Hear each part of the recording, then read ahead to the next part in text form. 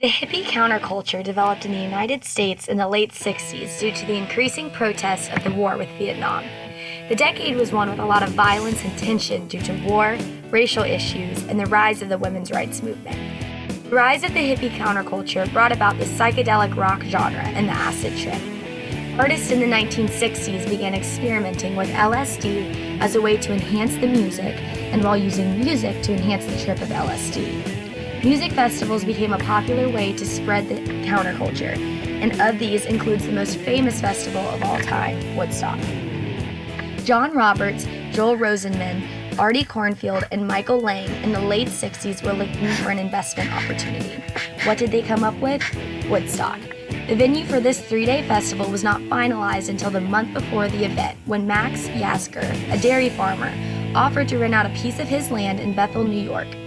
Woodstock was not supposed to be a free festival. However, the ticket booths and fences were not set up by the time people began arriving. The four men decided, with no efficient way to charge the audience, to make the concert free. While planning the festival, it was anticipated that 50,000 people would come. However, it is estimated that 500,000 were in attendance at Woodstock. The four men did have some trouble securing headliners for the festival. Creedence Clearwater Revival was the first headliner to commit to performing at Woodstock. However, several iconic musicians declined the offer to perform. These artists include Led Zeppelin, Bob Dylan, the Rolling Stones, and The Doors. After declining offers, 32 artists were secured and booked to perform at the festival. Woodstock began on August 15, 1969, with a kickoff set by Richie Havens. Day one wrapped up with Joan Baez, who played in the pouring rain, the start of the bad weather conditions at the festival. Day 2 was slammed packed with performances from headlining artists. These artists included Santana, The Grateful Dead, Jefferson Airplane, and The Who. The weather conditions grew progressively worse, and when Jimi Hendrix took the stage for the closing act of Woodstock, roughly 25,000 audience members remained.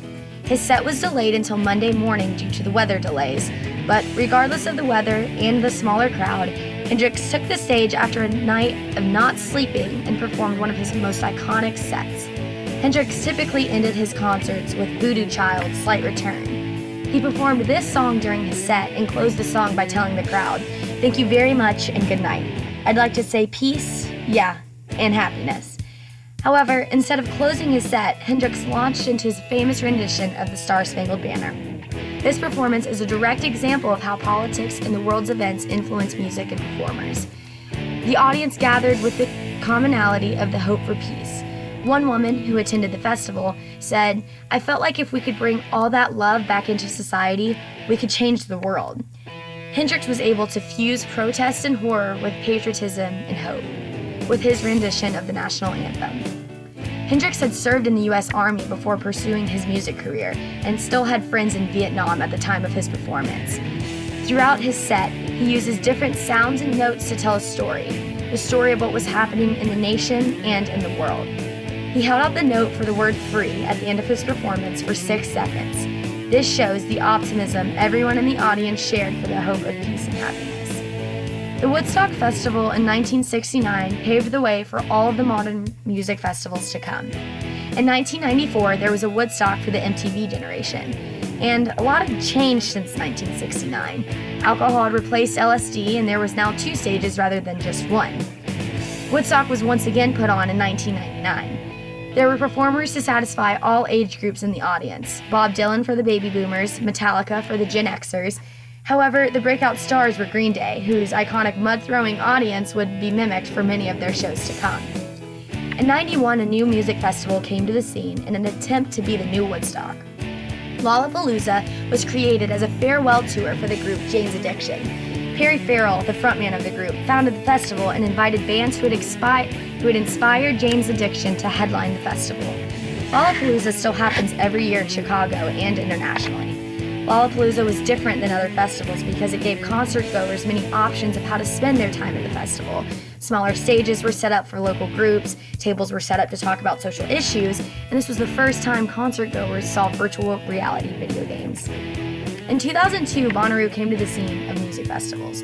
While Bonnaroo takes place in Manchester, Tennessee, This festival has its roots in New Orleans, where the Superfly production team who started the festival would promote jam sessions during the New Orleans Jazz and Heritage Festival.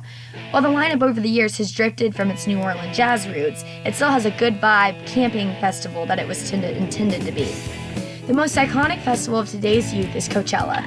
The mainstream festival got its unlikely start from the alternative band Pearl Jam.